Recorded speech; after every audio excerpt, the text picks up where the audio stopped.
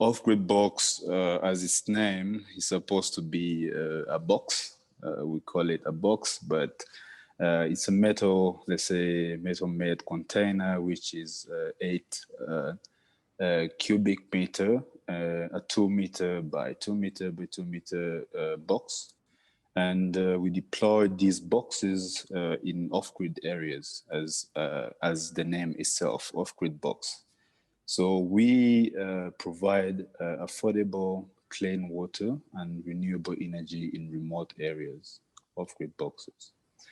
So what I want to go through here, basically in few words, is why are we doing what we are doing, and how are we doing what we are doing, and the impact we are having on the communities where we are, and basically go through a few projects we've been working on, and later I would, let's say, provide a few of the opportunities that I see in this sector to the people that have attended this seminar.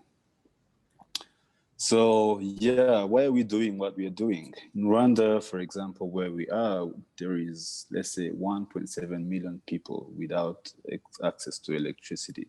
I'm talking about basic electricity, where you have light. You have light in your house, you can educate your children, or if you're a student, you can revise your studies. There is 5.1 million people without access to safe drinking water. And basically, we are also working hand in hand with the Rwandan government through its institutions, which is called Rwanda Energy Group, REG, that is working to provide universal energy access by 2024, where they want to have at least 100% electrification across the country. And 48 of that number, I mean 48% of the total population is supposed to be connected to off-grid solutions. I'm talking about, let's say, there are other companies that are working in this sector, like Bbox. I don't know if you know about this. I don't know, Sun Kings and other, so on. So we are in this sector to support the Rwandan government initiative to reach this target.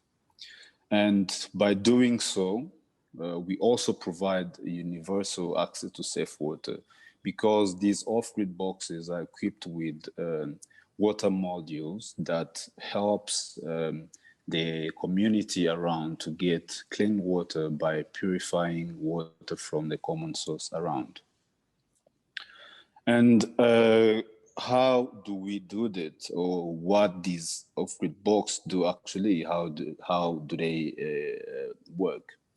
So I heard most of attendees here are from technical background, let's say civil engineering students, I don't know. They will be able maybe to understand these technical terms, where this off-grid box, I would say, would provide 12 to 30 kilowatt hour per day of off-grid energy, will purify 1,000 liters per hour, and we offer this storage which can range from 15 to 50 kilowatt hour storage. And apart from that, let's say communities that are around the off-grid box where we install these boxes are able to be connected to the internet, where we provide a cellular 2G to 3G and also 2G, 3G hotspot connection to these people, and they're able to be connected. Let's say for students where the schools around are able to have access to internet. And a few other projects that are being developed, desalination units that are supposed to be installed somewhere in the coastal, ocean coastal villages, where, let's say, for example, in Tanzania, there is supposed to be a project that will be purifying water from the sea. And we are developing other productive use projects that I'll probably go through. And let's say an off-grid box is supposed to be of this price, and it comes with let's say, a family kit that is able to help anyone who is, let's say, for our customers for energy. The way we power these homes is that we provide a solar kit that is 3 lights and a power bank to one household, and from here they will be able to install their house and they get connected remotely without connecting the off-grid box to the house itself. So we make like a mini grid that is movable, you know. And so far in Rwanda, we are in different locations. We have installed, let's say, 30 boxes, but around the globe, we have installed numerous boxes where, for example, in South Africa, we have a box. Somalia, we have installed a box recently that is supporting a hospital. We have installed boxes, let's say, in Madagascar and other locations in the world. So which impact are we having on people in the area? We are hiring for women at each box that is supposed to be managing these boxes. And we're hiring other labor that is supposed to be taking care of daily maintenance for these boxes. And indirectly, we are hiring other people that are supporting the business that are going around.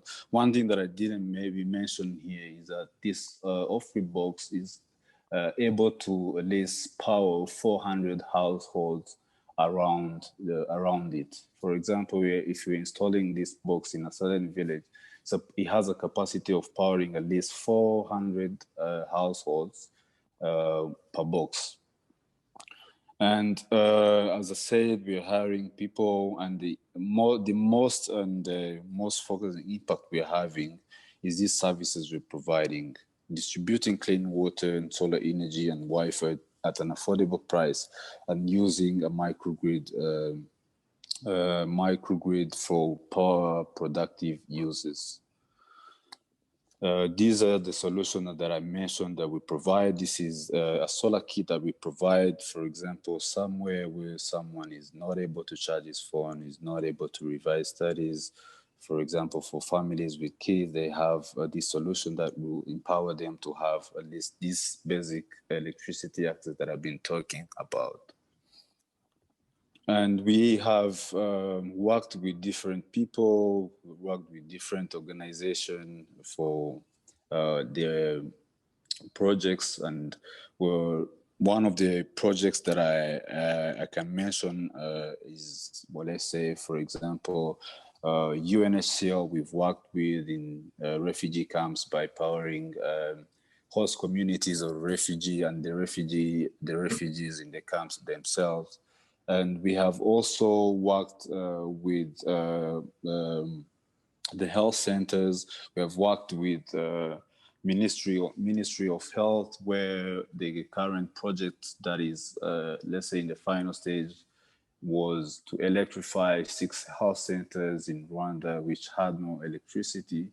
And the way we did was that patients were suffering getting access to health services, and so many times mothers were dying while delivering babies because they had no access to electricity. They were delivering on, let's say, on candle at night. And USAID and its Power Africa initiative, they provided this grant, which we were able to win, and we were able to provide access to electricity for these health centers that are now operating and operating successfully because of access to energy provided by these off-grid boxes. So we have installed these 6 off-grid boxes in 6 different locations, 6 different health centers. And we have recently concluded or launched the project, I think, in the last month. We are also working with the Ministry of ICT and Innovation in providing digital skills to people in remote areas, where these digital ambassadors are people that are trained to provide trainings to population in rural areas. And what we do is that we ensure that they have access to electricity and access to internet, and this knowledge is able to be transferred from the digital ambassadors to population in these locations. We are right now based in Mogo, so, which is the eastern part of Rwanda and Bugesera district. And some of the productive uses projects that we are working on, say we have coffee companies that we worked with that are in remote areas, I mean off-grid areas where they were suffering, increasing their profits because of lack of electricity. Their plant weren't being able to operate at maximum capacity. And we managed to work with them, analyze their needs, their electrical needs and consumption, and provided this Offgridbox that is now helping them to average maximum profits they can arrive to and reach to. And so far we are developing other productive uses where, for example, there have been so many needs. Let's say, for example, in welding. Welders in there were welding opportunities in these remote areas where people would say, hey, if I had electricity, at least I would start a welding business, I would start a food processing plant. So these people have been really eager to start new businesses, but because of lack of electricity, they weren't able to. So these off-grid boxes are being taken in the areas to help them start these businesses. And what we do is that we have a mutual agreement where we provide access to electricity to them, then they start business, and they will have a common understanding on how we will be sharing their revenues. And the most interesting project I would mention, let's say, I will give as a challenge to people that attended this seminar. For example, I have this project that I'm working on where farmers in the eastern part of Rwanda, there is a cooperative of farmers that are producing 5,000 liters a day. And these 5,000 liters, half of it is getting spoiled because they have no electricity. You know, that is 2,500 liters a day of milk that is getting spoiled. If you convert that into money, it's going to be, let's say, $1 million project in 10 years. So as you are here and you see the gap in the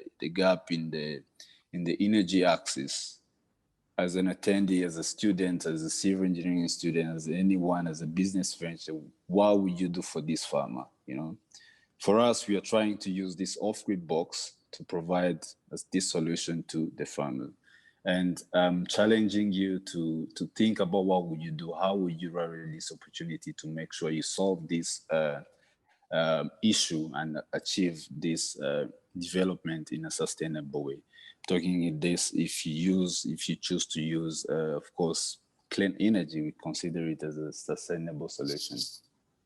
So these are impact metrics where we contribute, we give our contributions to in good health and well-being.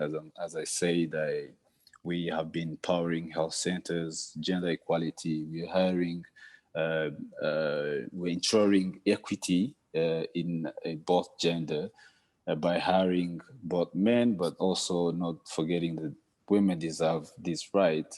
And we're providing clean energy, clean water and sanitation, we're providing clean energy, and so on, as mentioned in this slide. So basically, this is Offgridbox, and I will welcome questions and I'll be ready to answer. And don't forget to connect with me for more and possible opportunities where we can work together to keep this challenge solved and achieve sustainable development together. Thank you. But yeah, I mean, that was amazing what we're doing basically in Rwanda and nearby. I'm just going to talk a little bit about the founders, because I feel like if you're interested in startups or development, can you guys see my screen? Yep, we can. Okay. Then it might be interesting to see, like, how did this all come together? So the founders in the beginning, they were doing actually custom installations. So they were like a traditional solar installer many years ago.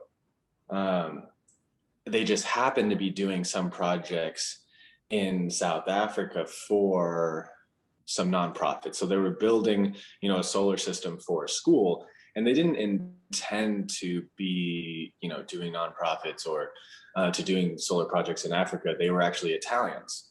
They just had a solar company based out of Italy because it's pretty affordable to get parts there, and that's where they're from, and that's what they were passionate about. They wanted to do something with renewables. And when they tried to do the custom installations for solar, like all the other solar companies do, in South Africa at a school in the middle of nowhere, they realized that, wow, this is like really difficult because when you're doing a custom installation, you're basically like sourcing a lot of different parts from different places and trying to scrape it together. But when you're in a really rural location, like especially off-grid location, then the commute time is difficult. So if you're missing parts, if you don't have everything you need at the site, it can be a struggle, because then you have to go and negotiate and talk with the brothers, uncles, cousins, aunts, and it's never a really straightforward process. So we're talking about 3-4 weeks to do a custom project. And so the first version of the off-grid box was just like them throwing all the parts and tools they needed into a container and they just drug that container to the location. But of course, after 10 years of iteration, they basically turn in like pre-packaged solar, like we call it like prefabricated solar. And so that turns into that pretty little box you guys see in all these pictures. And it's actually cool because the solar part is like mounted on the wall. So there's plenty of room on the floor for, refrigerators or ice makers or the panels that we need to transport that are on top. But it's only a 3-hour setup because all we're doing is basically putting the panels on top. Everything else is already set up inside beforehand. I mean, sure, there's like a little bit of a water connection we had to make and to make sure the pump is working, some basic stuff, but we're talking about half a day to set up versus 3 weeks that it would take to do a custom installation on someone's roof, because everybody's roof is different, everybody's building is facing a different direction. I mean, there's just like you have to basically re-engineer every single time, but instead we're like, how can we make this as easy as possible for the most remote locations ever? And this is basically what we ended up with. So here you talked a little bit about the product and like what it's capable of, but this data is a little bit old, but 400,000 working hours, 250 megawatt hours, and 84,000 gallons produced. Like this gives a sense of scope. Like we've done a lot of boxes across the world, mostly focused on the stuff in East Africa and Rwanda, Tanzania. But actually the first desalination box we did, so taking straight seawater and making that drinkable instead of just from a well or a borehole or rainwater. We did one in the Philippines. So on an island, we just take the ocean water and we purify it. And then people can drink that. It's like purified, like European standard clean water. And I think has even more potential because there's a lot of like rural communities that happen to also be on the coast. And if you don't have any other source of water, it can be very powerful. So beyond the recharging stations that we talk about, we have, we can serve, 400 families or 2,000 people, and they're recharging with that kit that he showed you guys. But also it can just be like we started with key infrastructure. We started with like schools and clinics, and we just put the box in to connect only to that building instead of serving the whole community. But again, it could be both. And I think that's what's really compelling about the system is like we kind of went with a modular approach so that, you know, if we need the, you know, the village module or the pay-as-you-go model, we like to call it, then we have that. We have a big charging rack so the families come to the box and they can recharge their battery or they can refill their water or both. But also for disaster relief. So say that there's in the Caribbean, I was just in the Virgin Islands actually, and it's all wiped out by, you know, big hurricanes or big storms, and there's no infrastructure, there's no source of water, the grid's completely down. And so in response, we like partnered with a nonprofit and they were like, oh, we want to build a better school for the future. And we know there's going to be another hurricane, but we don't know when it's going to be, but we know there's going to be another hurricane. So let's build something in preparation for the future. And we know that our box is a good solution for that because in Madagascar, there was a cyclone that came through and our box just happened to be at a school there from a previous installation. And the hurricane wiped the whole island out, basically. We were the only source of water and power on the island because the owner of the box that was there just, he put the panels inside, which took like 30 minutes. And then it was ready to go. And he just set it back up after the storm in 30 minutes. And it was the only source of water and power. So it becomes like a relief hub, even though, you know, it's just providing for that one building. That's an old slide of the team. And something I can talk about from the US perspective is like, how do we develop this technology from like a research perspective or like larger partners, like the network? How do we get in conversations with these larger organizations? From the network side, it's important because as a business, we have to have like investors. I mean, hardware is very expensive, so we need to be able to build up. So it might be partnering with like Fresno State, for example, it's a university. And they didn't like give us any money and we didn't necessarily do a project with them, but they have like these accelerator programs, which basically help you by connecting you to a bunch of their resources that they already have in their network, which can be really useful for startups. But then also research like MIT D-Lab, we partner with MIT to develop a survey to better understand what the communities need, because we can't just go in there and assume that we know everything that they need. So we go in there and make sure that, validate that there's a need for clean water, validate that there's a need for job creation, that there's a need for energy, but also that they can afford these services. Because even though we're charging them at 18 cents and maybe they come once or twice a week, we don't know if that's the target demographic that we want to go for. Say if we're aiming for people living on $1 a day, is 18 cents per week going to be affordable for them? Is it something that they're actually going to want to use? But also the survey gives us an excuse to like talk to local leaders and like get buy-in from the community before we even get there. And then Renewable and Appropriate Energy Laboratory, that's at the University of California, Berkeley. And they're more on the tech side. So they help us develop the brain of the system. And then Massachusetts Clean Energy like provides small grants for like interns and for small research projects. And then, yeah, like we had a lot of deployments that he talked about, the potential ones and ones we've done in the past. But I'm happy to answer anyone's questions and also just reach out directly if you guys wanna talk.